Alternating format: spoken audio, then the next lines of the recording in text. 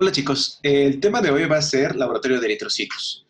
Y los temas que abordaremos pues van a estar limitados solamente a estas pruebas. Existen muchas más, como verán en la bibliografía, pero vamos a hablar sobre cuenta de glóbulos rojos, hemoglobina, hematocrito, volumen globular medio, hemoglobina corpuscular media, concentración media de hemoglobina globular, ancho de distribución eritrocitaria, cuenta de reticulocitos, frotis de sangre periférica y eritrosedimentación.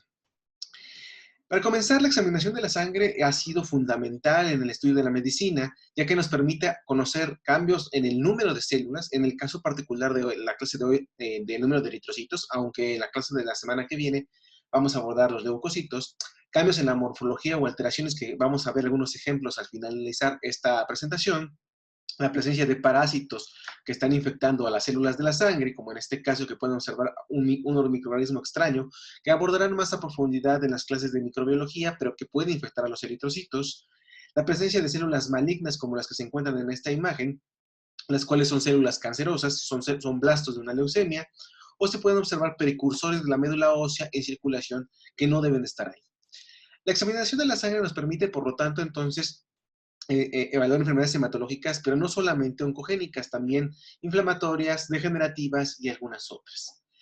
Lo que más vamos a realizar esta observación nos permite saber si existen, la médula ósea está produciendo células en el número y la cantidad y calidad adecuada, y si cada uno de los linajes, en este caso para esta sesión, los eritrocitos está produciendo bien. Existen diferentes maneras de abordar estos estudios. La primera es la forma completamente manual en la cual se realiza un frotis o extendido de sangre periférica, en el cual se coloca una gotita de esta sangre al inicio y con un segundo sobre un portaobjetos y después con un segundo portaobjetos se esparce sobre la laminilla de manera homogénea. Ahora, esa es la técnica manual. Sin embargo, también existen técnicas semi-automatizadas o automatizadas. Las técnicas automatizadas son actualmente más utilizadas debido a su alta eficiencia y a su mucho más rapidez de obtención de los datos, pero también se requiere, además de los datos que nos dan las técnicas completamente automatizadas, el análisis morfológico de los eritrocitos, por lo cual no es fácil eliminar a un buen frotis a un análisis manual de la sangre. Uno de los ejemplos de la utilización de las técnicas automatizadas es la citometría de flujo, la cual en realidad abordaremos con mucho más abundancia en la sesión la siguiente sesión de laboratorio de leucocitos, pero que en general lo que hace es poder formar a las células en un conducto que forman una fila de uno en uno y donde podemos caracterizarlas en cuanto a su tamaño, en cuanto a su complejidad, que es la cantidad de organelos que tienen en su interior, y a tinciones. En este caso, por ejemplo, para el linaje de eritrocitos, la citometría se utiliza, por ejemplo, para el conteo de reticulocitos. Recordemos que las células eritroides que salen de la médula ósea y que todavía no están completamente maduras en forma de eritrocitos, son los reticulocitos que contienen esos restos de ribosomas. Esa retícula es una pequeña cantidad de RNA, ¿va? Entonces los eritrocitos se pueden detectar con citometría de flujo gracias a esa cantidad de RNA que tiene en su interior. Se utiliza el naranja de tiazol que pinta justamente RNA y entonces las células que se tiñen, los eritrocitos, las células que tienen tamaño de eritrocito, pero que se tiñen con este naranja, color naranja, son evidencia de que tienen RNA. Por lo tanto, son reticulocitos. Más en la siguiente sesión vamos a abordar cómo se hacen estas tinciones y cómo se evalúan cuando veamos un poco de citometría de flujo. Ok, ahora, otra parte importante antes de llegar a propiamente los análisis es el uso de anticoagulantes. Para poder utilizar esas muestras de sangre, para poder hacer estos diferentes análisis que vamos a ver el día de hoy, es importante que la sangre no se coagule, ya que debemos contar o evaluar a los eritrocitos. Si se forma un coágulo, estos quedarán atrapados entre él y ya no podemos observarlos.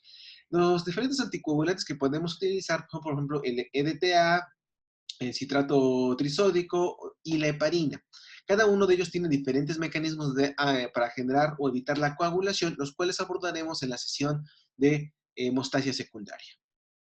Ok, propiamente ya entrando a los eritrocitos, vamos a evaluar lo primero, es el volumen que contiene de estas células el total de la sangre, ¿no? Podemos evaluar entonces qué tanto de la sangre está formada por eritrocitos, cuántos eritrocitos tenemos, también podemos evaluar el tamaño de los eritrocitos y el color de los eritrocitos. ¿Va? En cuanto al conteo, pues eso es justamente contarlo. Anteriormente lo que se hacía era tomar la sangre, diluirla, porque la cantidad de eritrocitos es enorme, y después colocarla en una cámara de Neubauer o hemocitómetro. En esta cámara de Neubauer, pues si observamos al microscopio podemos ver la cuadrícula que está en la parte inferior izquierda de su pantalla, y en esta tenemos los eritrocitos. Lo que se hacía era contar cuántos eritrocitos hay en este cuadrado, cuántos hay en este cuadrado, cuántos hay en este cuadrado, y contábamos en general 4 o 6 cuadraditos. Y sacábamos el promedio de cuántos eritrocitos había por cuadrado. La cámara ya tenía una concentración específica y sabíamos cuánto, contando cuatro cuadritos, cuántos eritrocitos había por mililitro de sangre, ¿va? Ya existe la fórmula. Sin embargo, actualmente ya no se utiliza mucho el conteo manual porque es muy fácil que se equivoquen. Por ejemplo, yo puedo empezar a contar aquí y digo que aquí hay 10 y en realidad hay 11 porque ya me cansé de contar. El error es muy alto. Actualmente se utilizan aparatos automatizados como el citómetro de flujo que los forma uno por uno y cada vez que pasa uno va contando. O algunos citómetros, algunos aparatos que detectan por impedancia. Este tipo de aparatos tienen un circuito eléctrico. Cada vez que pasa una célula se cierra el circuito y marca un eritrocito.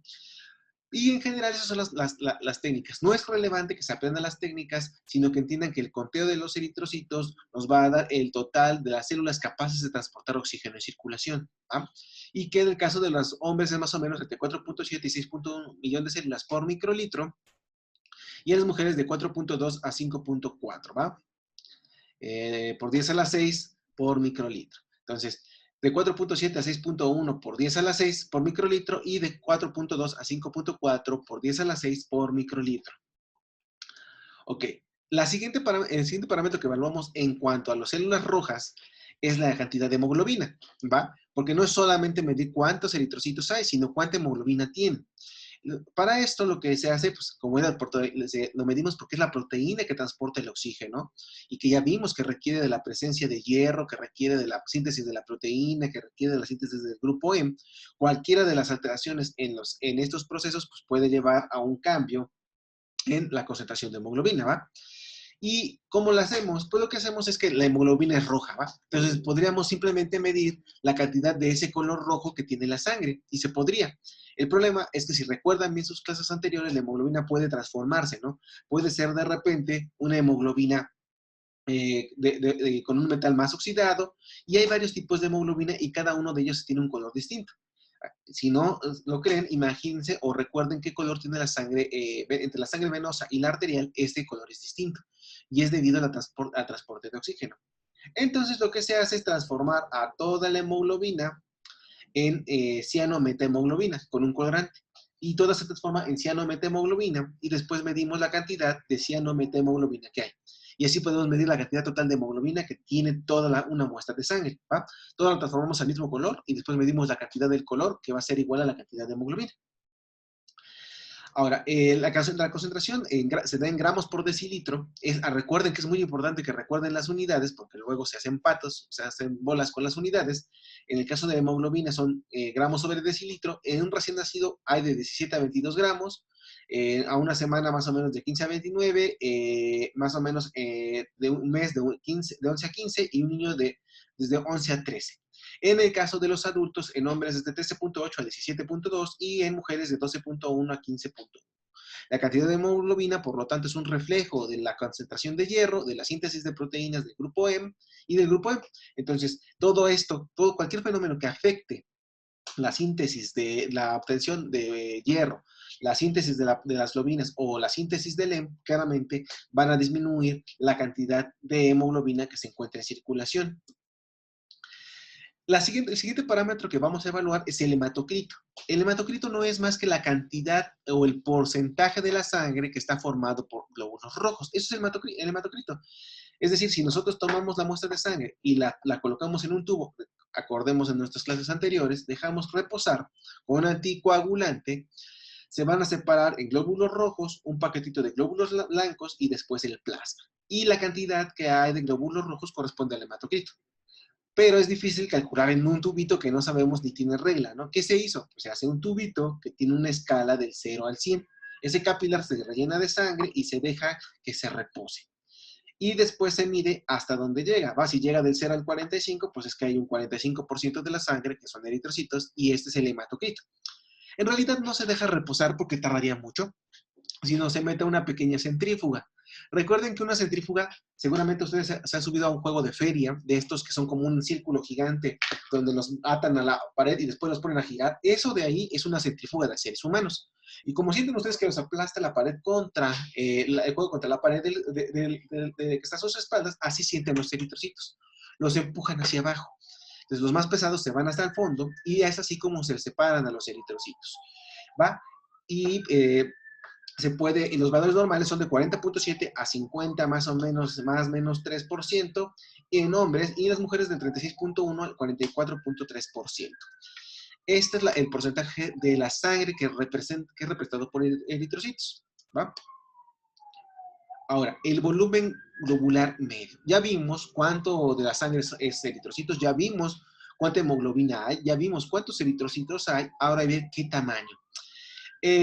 Nosotros pues, sabemos ya que los eritrocitos pueden cambiar de tamaño, pueden estar más grandes de lo normal, macrocitosis, o pueden estar más chiquitos de lo normal, microcitosis. Sin embargo, es difícil que ustedes en un análisis de laboratorio les den el tamaño del eritrocito.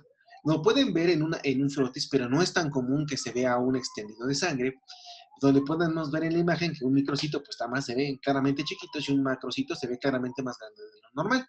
Pero esto no es muy común que ustedes vean un frotis. Entonces, lo que hacemos es tomar una referencia del volumen de cada eritrocito. Eso se llama volumen globular medio, el tamaño promedio de los eritrocitos que trae la muestra. Ese volumen globular medio es un reflejo del tamaño, ¿va? Entre más volumen, pues más grande. Entre menos volumen, más chiquito. Este volumen globular medio normalmente ya lo obtienen o ya viene en los valores de la biometría. Sin embargo, lo pueden calcular. ¿Cómo? El hematocrito en porcentaje lo multiplican por 10 y lo dividen entre el número de eritrocitos en millones por milímetro cúbico de sangre, ¿va? Este valor les va a dar, esta operación les va a dar el volumen corpuscular medio. No es relevante que se aprendan la fórmula, solo que sepan que existe. Para si algún día no les dan este valor, saben que lo pueden calcular y busquen la fórmula en un libro o en internet, ¿va? No es necesario aprender las fórmulas. Ahora, ¿para qué es importante el volumen? Para definir si la alteración que tenga mi paciente es una macrocitosis o es una microcitosis. Es decir, sus células grandes están más grandes de lo normal o más chiquitas de lo normal, ¿va? Por ejemplo, los valores de referencia pues, son entre 87 femtolitros, chequen las unidades, femtolitros, o sea, no son litros, unidades de volumen, pero no son litros o no son mililitros, no son microlitros, son femtolitros. Es mucho menos, ¿va? En mujeres es de 9 a 99 femtolitros, de 90 a 99 femtolitros, perdón. Ahora, en el caso de los eritrocitos, ¿cómo definir una macrocitosis o una microcitosis? Si no veo la sangre, no veo los frotis, ¿cómo sé que es una macrocitosis o una microcitosis? Pues bien, lo que se hace es ver el volumen. Si el volumen es menor a 78 femtolitros, se define como una microcitosis, y si el volumen es mayor a 96 femtolitros, se asocia con una macrocitosis, ¿va? La microcitosis puede presentarse en diferentes alteraciones. Un ejemplo de ellos es en talasemia y en la anemia ferropénica, pero también, por ejemplo, en el caso de la macrocitosis se puede presentar en alcoholismo y en hepatopatías crónicas o, vamos a ver más adelante, en deficiencia por vitamina B12, como ya analizamos en nuestras sesiones anteriores. Ahora, ya vimos el tamaño, si están grandes, están chiquitos o están normales, o sea, es macrocito, microcito o normocito. Pero también podemos ver el color. La hemoglobina corpuscular media nos da la cantidad de hemoglobina que contiene un eritrocito. Es decir, la cantidad de hemoglobina que tiene cada eritrocito en promedio, ¿va? ¿Cómo se obtiene? De nuevo, se los pueden dar ya los valores normales, los valores comúnmente ya obtenidos de una citometría, de una biometría, pero si no lo encuentran, pueden dividir la hemoglobina en gramos sobre decilitro entre el hematocrito, ¿va? Entonces, lo que vamos a obtener es el volumen de hemoglobina corpuscular, media. El valor aquí es de 27 a 31 femtolitros por célula, es decir, aquí picogramos, perdón, de 27 a 31 picogramos. Esa es la cantidad de hemoglobina que contiene cada eritrocito. Y aquí podemos ver que esas modificaciones también, además podemos ver que se puede medir la concentración media de hemoglobina globular. Y suena muy parecido, ¿no? O es la hemoglobina corpuscular media y la concentración media de hemoglobina globular. ¿Cuál es la diferencia? La anterior es la cantidad de hemoglobina que tiene un solo eritrocito en su interior, mientras que acá es la cantidad de hemoglobina que tiene un decilitro de sangre. O sea, si 100 mililitros de sangre, ¿cuánta hemoglobina está dentro de los eritrocitos? Dentro de los eritrocitos, ¿va? Ahora, la fórmula también se puede obtener, de nuevo existe una fórmula para obtenerlo, si en alguna ocasión de su vida no la encuentran, eh, no está el valor en su biometría, lo pueden obtener, lo pueden calcular, pero lo importante es que esta nos permite saber si los eritrocitos están hipocrómicos o están hipercrómicos o están normocrómicos. Entonces recordemos que las anemias se pueden clasificar basadas al tamaño y al color. Ya en las diapositivas anteriores vimos que con respecto al tamaño puede ser microcítica o macrocítica, dependiendo del volumen globular medio, pero ¿cómo saber si la anemia es hipercrómica o hipocrómica? Normalmente se puede considerar la concentración media de hemoglobina globular. ¿Sí? Entonces, en mujeres, esta referencia es de 30 a 34 gramos sobre decilitro, y en hombres y de mujeres de 30 a 34 y también en hombres de 30 a 34 gramos de hemoglobina sobre decilitro. ¿Cómo saber si la anemia es hipocrómica o hipercrómica? ¿Va? Si la concentración media de hemoglobina globular o corpuscular, que es lo mismo, es menor a 30 gramos de hemoglobina por decilitro, entonces se considera hipocrómico. Si la concentración media de hemoglobina globular es mayor a 36 gramos de hemoglobina sobre decilitro, entonces se considera hipercrómico, ¿va? Y si está dentro de los rangos normales de 30 a 34, se considera normocrómico, ¿va? Es una anemia puede ser hipercrómica, hipocrómica o normocrómica. Ahora, algo importante es que a considerar es que normalmente siempre prestamos atención solamente al volumen corpuscular medio para saber si la anemia tiene alteraciones en el tamaño de los eritrocitos. Y esto en realidad deja fuera un dato muy relevante, que es el ancho de distribución eritrocitario, ¿va? El ancho de distribución eritrocitario es un promedio, es como qué tanta hay de diferencia entre los eritrocitos, entre el más grande y el más chiquito de los que están ahí, ¿va? Se da en un porcentaje. Los valores normales son del 10.6 al 14.5. Es decir, puede variar entre el 10.6 y el 14.5 el tamaño de cada eritrocito y no hay problema, ¿va? Pero en general, este ancho de distribución que se refiere a este ancho, o sea, si nosotros graficamos aquí el número de células, ¿va? En eje de las Y, en el de las X, el número de células, tamaño, perdón, de las células. Entonces, en cuanto a su volumen, veremos que este es el ancho de distribución desde aquí hasta acá, entre la célula más chiquita y la célula más grandota. Para entenderlo mejor, si ustedes toman un salón, ahorita no hay salones, pero normalmente si tenemos un salón de clases y vemos y decimos que en México el promedio de la estatura de los hombres es de 1.7 metros, yo voy a cualquier salón de Iztacala normalmente y mido a todos los estudiantes, y en general todos los hombres van a medir 1.70, pero es un promedio. En realidad esto no significa que todos los hombres en México miden 1.70, como del lado derecho de la imagen, ¿no? No todos miden 1.70, sino que hay individuos de 1.90 y individuos de 1.50, y hay así diferente variación. Hay diferencia entre el de 1.90 y 1.50, ¿verdad? Hay muchos centímetros desde el de 1.50 hasta el de 1.90, ¿verdad? Entonces, hay varias decenas de centímetros de diferencia. Pues justamente esto es lo que ocurre. Nosotros tenemos un promedio del volumen corpuscular, que por ejemplo es de 80 femtolitros, pero esto no significa que todos los eritrocitos en el paciente tienen la cantidad normal. Puede haber eritrocitos muy grandotes y otros más chiquitos, o sea, más grandotes de lo normal y más chiquitos de lo normal, y cuando sacamos el promedio, en general, va a decir que son de 1.70, pero la realidad es que no todos miden 1.70. Entonces, ese es el problema con el volumen corpuscular medio. Si ustedes solo consideran el volumen, podrían tener el error de decir que el individuo no tiene alteración en el tamaño de los eritrocitos, porque les da el promedio normal, pero resulta que como hay eritrocitos grandes y chiquitos, entonces el promedio sale normal, ¿va?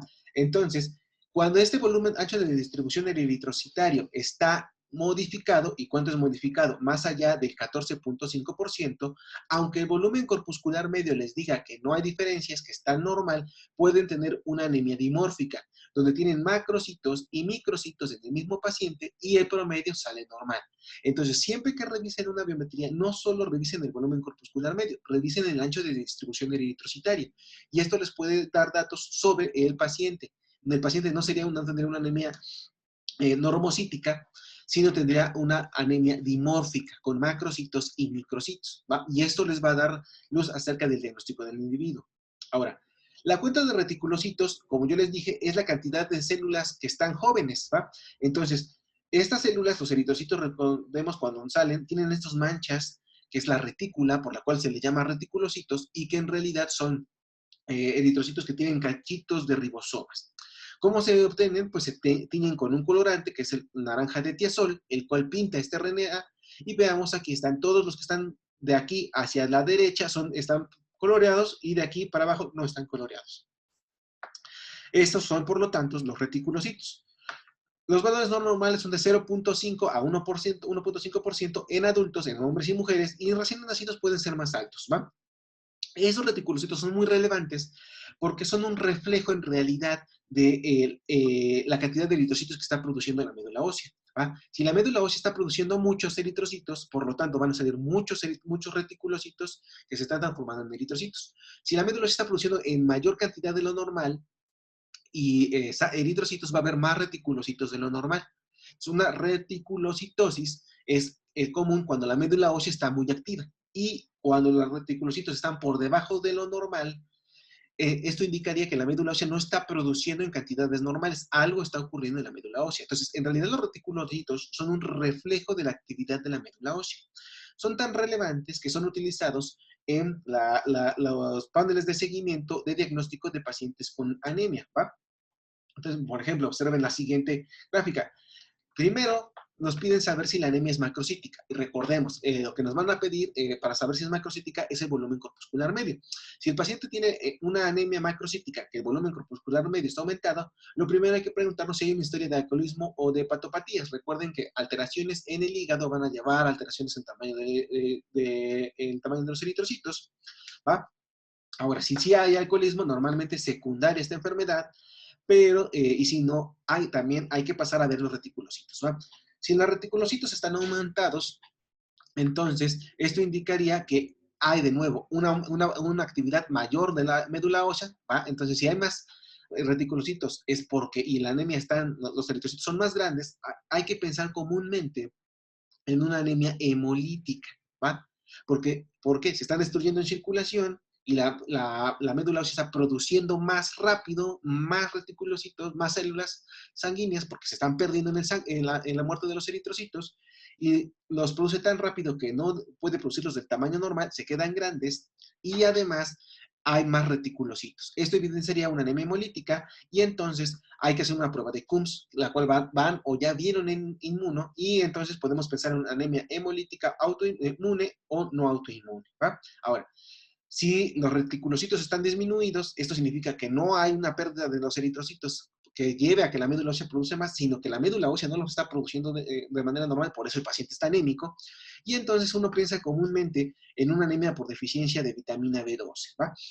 Eso es lo más común. Puede también estar asociado a la presencia de algún fármaco o a un síndrome mielodisplásico, pero comúnmente lo que estamos pensando es inmediatamente si los reticulocitos están disminuidos, entonces no se está regenerando la médula ósea, ese es el problema, se llama anemia arregenerativa, no se están produciendo los reticulocitos porque la médula ósea no está funcionando, y entonces es comúnmente asociado y es megaloblástica a una deficiencia de B12 y ácido fólico, que ya vimos en las sesiones anteriores que se debe a que como tanto el ácido fólico como la B12 se requiere para la síntesis de DNA, y como no se puede hacer síntesis de DNA, entonces sí se tiene que los eritrocitos ya no se pueden dividir, por lo tanto no pueden disminuir su tamaño y terminan siendo eritrocitos gigantes. He aquí el valor de estos análisis de laboratorio, como el volumen corpuscular medio y los reticulocitos. En una anemia microcítica, donde las células están más pequeñitas de lo normal, normalmente lo que pensamos inmediatamente es una anemia por deficiencia de hierro. Si hay deficiencia de hierro y podemos detectarlo mediante pruebas de laboratorio que veremos en otra sesión, entonces, podemos pensar en una anemia ferropénica, una anemia de enfermedades crónicas, ¿va? La cual depende justamente de la dinámica de hierro, ¿va? Pero esto si el hierro está disminuido, cosa que veremos en una sesión extraordinaria, porque no está en el temario, pero lo vamos a abordar en una sesión extraordinaria. Ahora, si el hierro está normal y tenemos una anemia microcítica, lo que hay que revisar son los reticulocitos. Si los reticulocitos están disminuidos, significa que no la médula ósea no está produciendo bien las cosas o hay un problema en la médula ósea. Eso nos podría llevar a medir el hierro en médula ósea y podría estar asociada a una anemia sideroblástica, es decir, donde hay una toxicidad por hierro. ¿Va? El hierro, recuerden, es tóxico. Si está en más de lo normal o acumulado en las células, se muere. Entonces, aquí lo que está ocurriendo es que no, se están muriendo las células desde médula ósea. Ahora, si los reticulocitos están aumentados y tenemos una anemia microcítica y el hierro está elevado, podemos sospechar una talasemia. ¿Por qué? Porque los eritrocitos se están destruyendo y lo que ocurre en una talasemia, que debe estar aquí asociado a una herencia familiar o se puede descubrir en ese momento, es que se está produciendo una hemoglobina que es deficiente y esa hemoglobina deficiente, pues lo que hace es que el eritrocito vive menos de lo normal, se muere y entonces lo que están produciendo es mayor cantidad de eritrocitos para poder compensar este fenómeno y entonces dependemos de la cantidad del volumen corpuscular y del conteo de reticulocitos para hacer un diagnóstico en una anemia microcítica. En una anemia normocítica, lo primero, es decir, que no hay cambio en el tamaño del volumen corpuscular medio, vemos inmediatamente el conteo de reticulocitos. Si el reticulocito está disminuido, entonces significa que la bronca está en la médula ósea. Comúnmente puede ser asociado a una anemia de enfermedades crónicas, ¿va? Y en esos clásicamente el hierro está disminuido.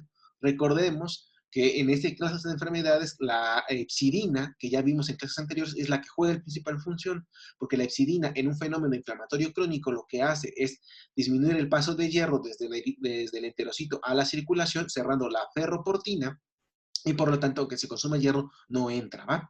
Entonces, y normalmente reticulocitos van a estar disminuidos. Si la anemia es normocítica y los reticulocitos están aumentados, aquí hay un problema, pues que puede estar asociado, por ejemplo, a una hemorragia, ¿no? Entonces, si hay una hemorragia aguda, los reticulocitos se van a aumentar porque la médula ósea tiene que reponer esos eritrocitos, o también puede estar pensando en una anemia hemolítica, ¿va? Entonces, si vemos el volumen corpuscular medio, que nos da mucho acerca del volumen de los eritrocitos, pero que también tenemos que tomar en cuenta para el diagnóstico de un paciente con anemia, pero además, recuerden, hay que revisar el ancho de distribución eritrocitario. Y el otro punto también muy relevante, pues es el conteo de reticulocitos, que nos habla acerca de quién es el que la está regando.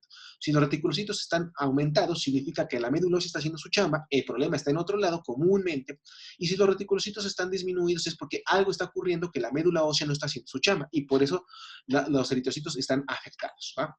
He ahí la relevancia de conocer estos datos y de dónde viene el valor, de dónde viene el conteo y los valores que les estamos dando. Ahora, la siguiente fase que debemos abordar es el frotis. El frotis se realiza de nuevo colocando en un portaobjetos una gota en un extremo, comúnmente en el extremo derecho. Se coloca una gota, después de manera perpendicular, lo que se hace es colocar otro portaobjetos hasta que se llena de sangre, después recorrerlo en un solo movimiento y hacer una lámina delgada de eritrocitos. Después se deja secar y se tiñen con Wright o Giemsa, que son colorantes particulares y que nos permiten observar las células. Las células no serían visibles si no se tiñen, ¿va? Y en esas lo que hacemos es, pues, más o menos revisar la morfología y el conteo se puede hacer de eritrocitos, ¿va? Un eritrocito clásicamente mide entre más o menos entre 7.5 hasta 8 micrómetros de diámetro y tienen una parte clara en el centro. Son como pequeñas donas. La parte central es clara. Así debe de verse. Normalmente, discoidal, con una parte clara en el centro, de unos 8 micrómetros de diámetro, pero puede haber alteraciones. Puede haber alteraciones en la forma y algunas inclusiones. Vamos a abordar o a hacer referencia a algunas de estos tipos de alteraciones, las más comunes. Tenemos, por ejemplo, recuerden que cualquier cambio en la forma es conocido como poiquilocitosis, y entre ellas la esferocitosis, si se dan cuenta, es una célula esférica, ha perdido por completo la parte central que es más clara, eso significa que se ha inflado al máximo, así se ven en el microscopio con luz, pero así se ven en microscopía electrónica. Normalmente tiene una depresión, aquí está completamente esférico. ¿En qué aparece? Hay esferocitosis hereditaria, una de ellas ya la discutimos en la clase de eritrocitos. Hay, en el caso de anemia hemolítica autoinmune también suele haber esferocitos, y cuando se hace una transfusión, después de la transfusión pueden aparecer esferocitos.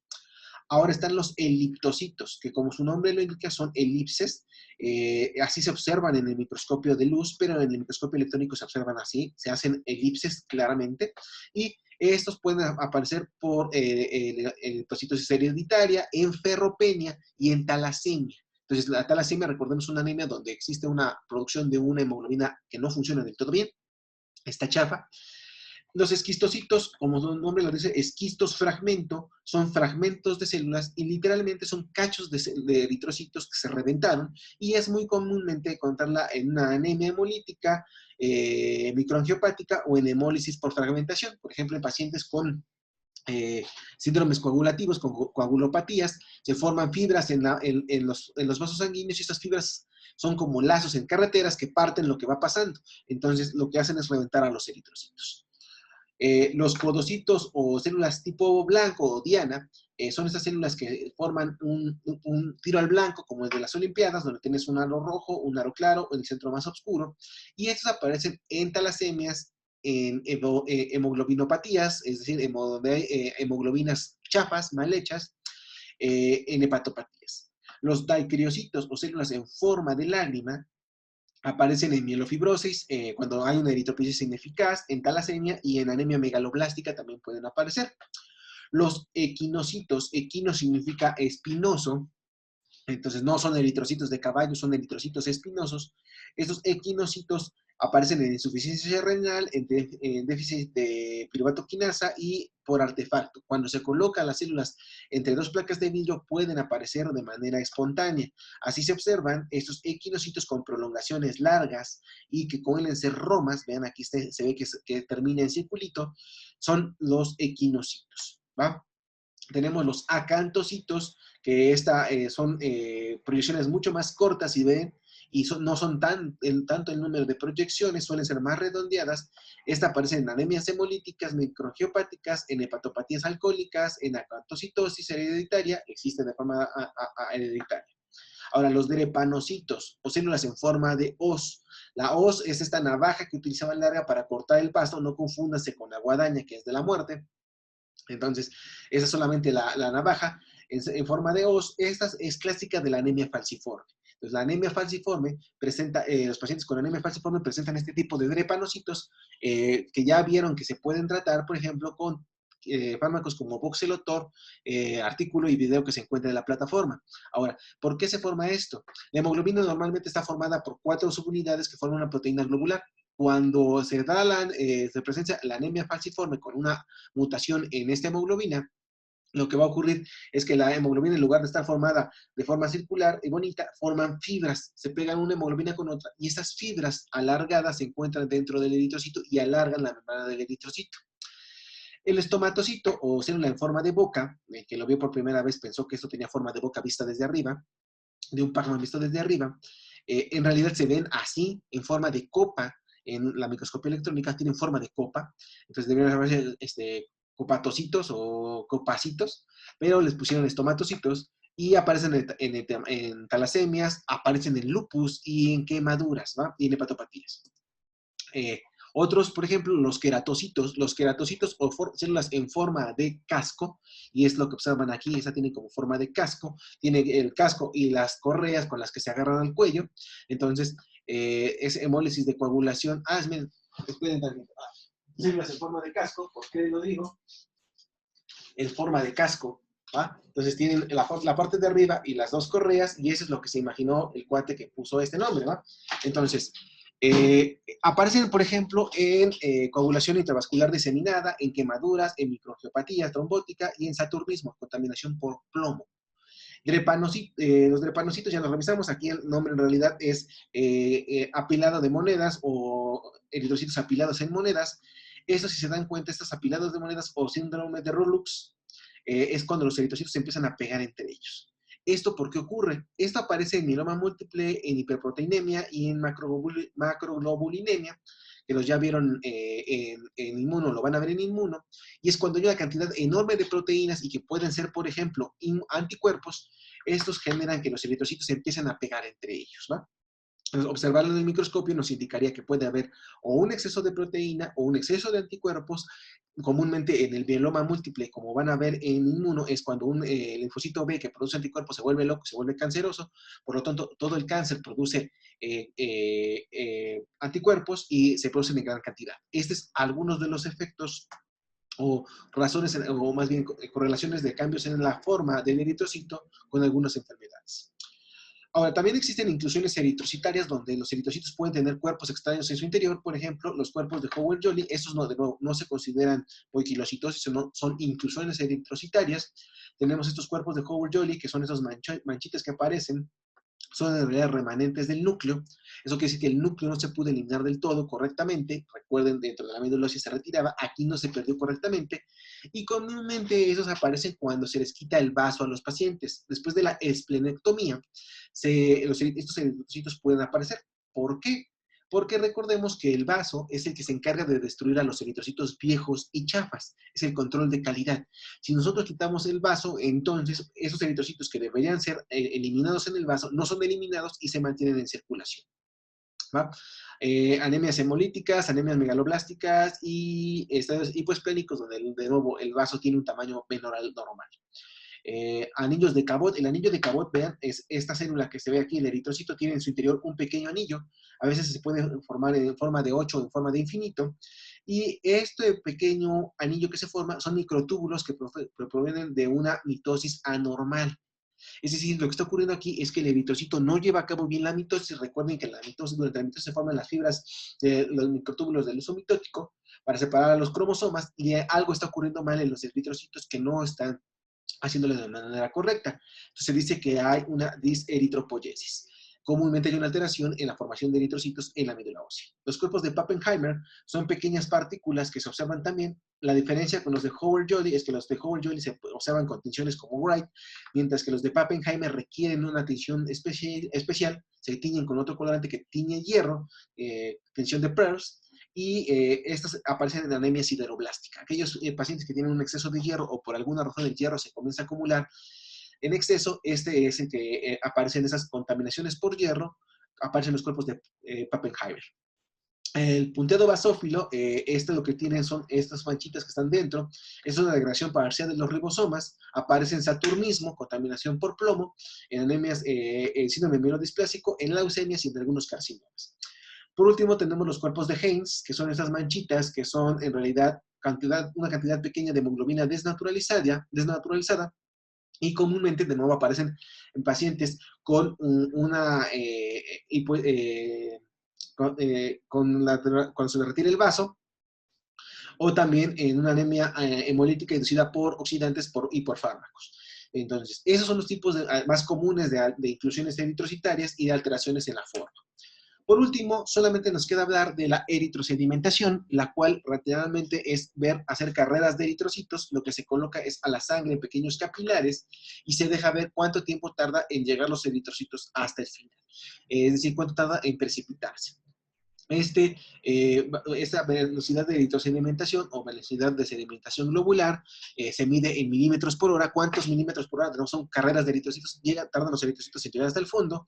En hombres de 15 milímetros por hora, en mujeres de 20 milímetros por hora, en niños de 10, en embarazadas de 40 a 45. ¿Qué pasa? Normalmente esta prueba es muy ninguneada, ya nadie la pela, pero en realidad es una prueba bastante interesante porque nos refleja un estado de inflamación. Si hay una cantidad grande de proteínas proinflamatorias y, por ejemplo, de citocinas como las que vienen en inmuno o de proteínas como, que llevan asociadas al proceso inflamatorio, lo que van a hacer es que la sedimentación es mucho más rápida. Entonces, una velocidad de sedimentación aumentada comúnmente está asociada con un fenómeno inflamatorio.